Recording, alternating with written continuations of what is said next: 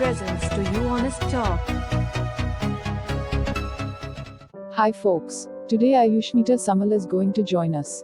She had a nuanced knowledge of the general politics, specifically in the global South Asia, and have good literature reviewing abilities. She delivers workshop on gender, sex and sexuality. So, let's begin our talk with Ayushmita Samal. So first of all, thank you so much, Ayushmita, for joining and agreeing to share your thoughts with us. We are extremely very happy to have you for today's session. Thank you so much, Harsh. It's a pleasure to talk with you, and thank you for the opportunity. Thank you so much. So moving to the topic of today's session, which we have chosen is why comprehensive sexuality education in India is the need for an hour. India is one of the leading nations with respect to sexual abuse among children. Children need to be taught the difference between good touch and bad touch. Sex education is important for this. Sex education is the formulated and implemented correctly will help restore gender equality. It shouldn't be restricted only to the biological aspect of sex, but rather expand to other realms like gender identity, sexual orientation, consent, gender equality, etc. It is a high time that India introduces a progressive sexual education curriculum to tackle issues related to gender and sexuality. So moving to the topic, of course, the topic is why comprehensive sexuality education in India is a need for an hour. So I would like to raise my first question here, which is why sexuality education in India in school is still considered as a taboo? Right. So, I think, and this is completely my perspective when I answer your question, I feel that our country is really thrives upon what we call culture, which can be both bad and good.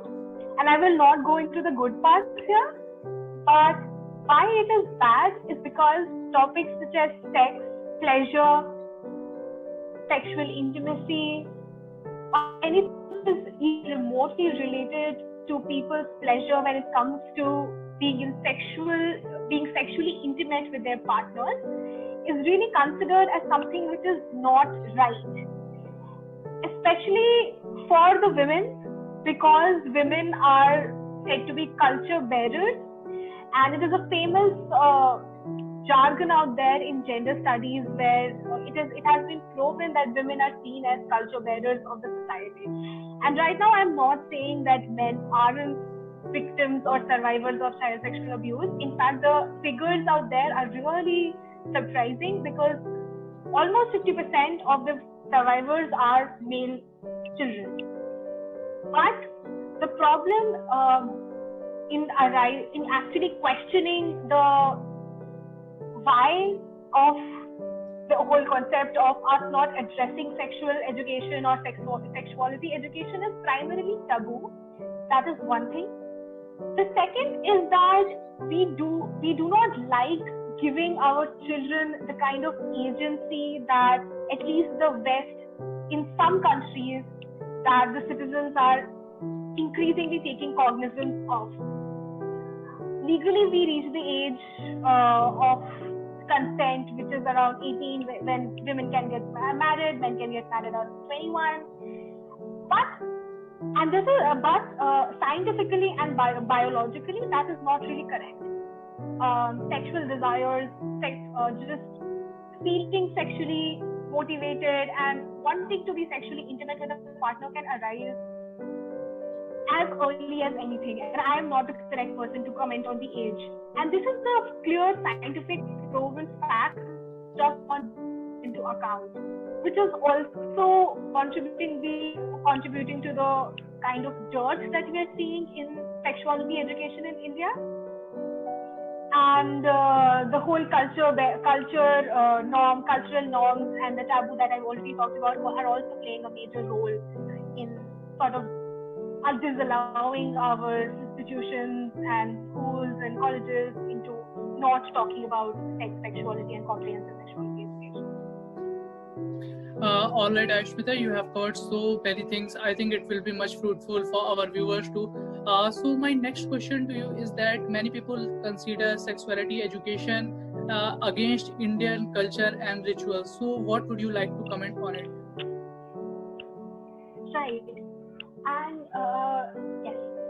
So we consider premarital sex as something which is not normal, something unnatural, which does not happen. But that is not true. And I don't even have to begin to say why it is not true, because all of us in our 20s, early teens, late 30s are very well aware of the fact that we did indulge in sexual activities with our partners even before we got married. And the whole cultural connotation, the religious aspects to it, the taboo which is associated with premarital sex is contributing to a large extent into which all of this whole uneasy people actually talking about it. And I think culture plays a major role in determining whether or not a society is talking about sexuality education or gender or considered quote unquote normal. Because if we talk about gender identities, we go beyond the heteronormative culture which promotes having sex only for biological reproduction, which is unnatural. That is one thing. Second is this whole concept of marriage being associated with monogamy and sexual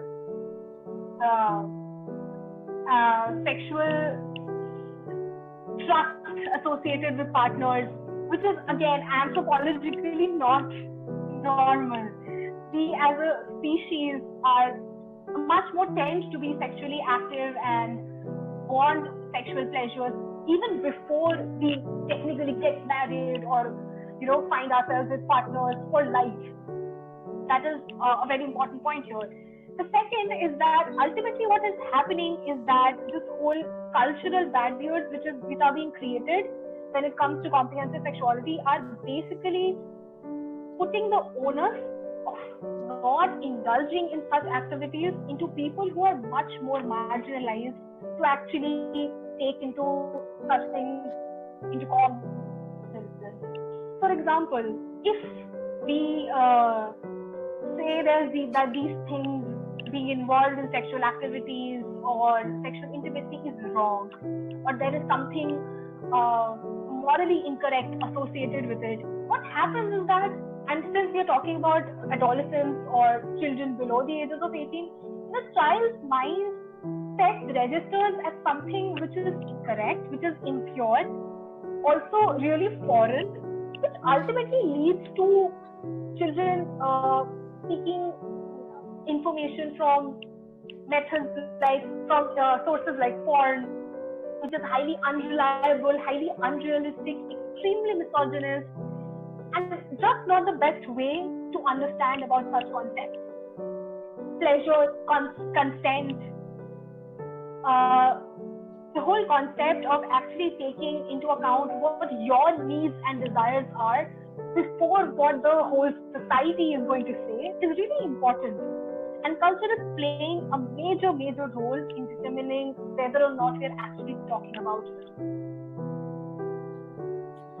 All right, so my next question to you is that as our topic is comprehensive sexuality education, so I request you to kindly elaborate and tell in detail what is comprehensive sexuality education and how does it benefit to upcoming generation. Right. So I think I will begin with a small story of my own school. When I was 15, we were taken into this auditorium, just girls, by the way, and there was a gynecologist who was speaking about sex, and she was not really using the term sex outright. She was talking about activities and things which happen in the bedroom. These are the phrases that she was using, and that was the kind of sex education that we got, which was really backdated, which was not good enough, because the very fact that you just took women to a separate room made it really misogynist, because ultimately what you're saying is that the onus of your own safety lies on the girl children's shoulders. Whereas, as we all know, sexual intimacy is something which happens between two or more partners. That was one problem which was associated with this thing. The second was that it was really, I would say, blanketed. It was really restricted. And it was not taking into account a lot of other things which come into play when we talk about sex or sexuality education. Why it is important is because pleasure is important. Pleasure is natural. Wanting to have pleasure is natural and important, and it is also essential to have autonomy over one's own body. What sex education, the good touch and the bad touch, talks about is, you know what, these are the body parts which shouldn't be touched. These are the body parts which can be touched. But what this whole concept does not take into account is that nobody can touch me anywhere without my consent. Even if the person is tapping on my shoulders or, you know, putting his hand on my head or giving a slight peck on the cheek or patting my back, if I am not comfortable as a person undergoing that kind of physical action at the hands of anyone, it is wrong. What should or should not be considered as good touch or bad touch should be at the discretion of the person it is happening to, which talks about the need of comprehensive sexuality education. Because the word comprehensive itself paints a picture of it being an umbrella term, which takes into account that pleasure is important, pleasure is natural, pleasure happens, and that everyone seeks pleasure, which is one thing. The second is a very important aspect, which is consent. Which means, even if I am indulging into sexual activities as a young adult, as an adolescent, or as an 18-year-old, it is not unnatural for me to do that as long as I give my consent to it. As long as I find it correct, it is fine. Consent as a concept is very important to talk about in our society, in any culture, in any country for that matter, is because sex and the pleasure associated with it is extremely subjective. It is extremely personal to every person. What one person might enjoy is not something which a second person will. One child can be okay with being hugged by an adult. A second child might not be comfortable with it, which is completely fine and should be taken into recognition. Which is why I feel comprehensive sexuality education takes into account in a positive manner, gives actual true information on what the biological, physical and the emotional aspects of becoming an adolescent or what the sexual changes happen, is communicated to the kids, taking also into account that consent is a very important aspect of this whole concept. Is very important because it's very, very elaborate and actually ensures that our children as well are empowered even before they are adults, which is extremely important. All right, you have covered so many points. Again, I think we all need to understand if we uplift our nation. So my next question, or rather say what generally we have observed, that Indian parents are not that much comfortable to speak on these topics with their child. They feel same. So what do you believe parents should talk and how they should proceed in this talk to their children, and how they should begin to talk on this topic? Okay, I will be really honest here with you. I do not think that Indian parents, an average Indian parent as they stand right now, are very qualified to actually teach their children about it. And this is not something which I gladly say, and I'm extremely worried about this concept because of a very simple fact that these parents themselves, when they were children or when they were young adults, nobody talked to them about sex or sexuality education. So it is understandably really difficult for our parents to actually address that issue.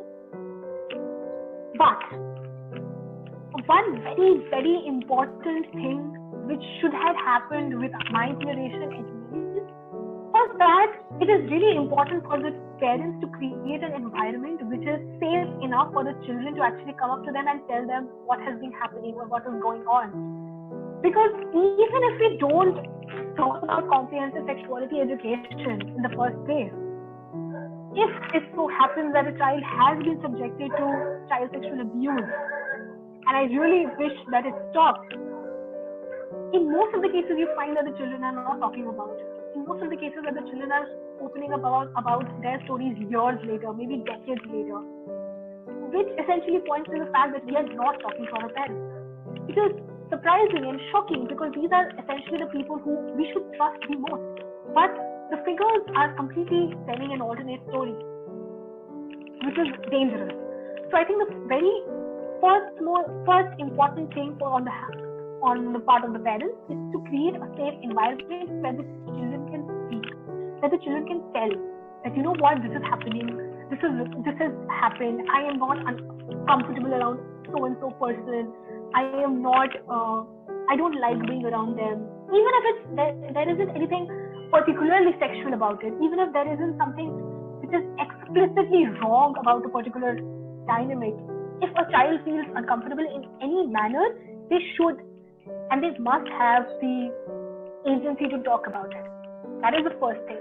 The second, I think, when we come to comprehensive sexuality education, there are multiple organizations which are functioning in India, in Delhi, Bangalore, Mumbai, Pune. Sadly, in most of the major cities, we have not yet been able to reach the fringe towns, the fringe states for that matter, which again is restrictive and puts a barrier on the kind of education. But all of these resources are available online. You will find organizations which are working towards child mental health, child sexuality, how to talk about sex and sexuality with your child.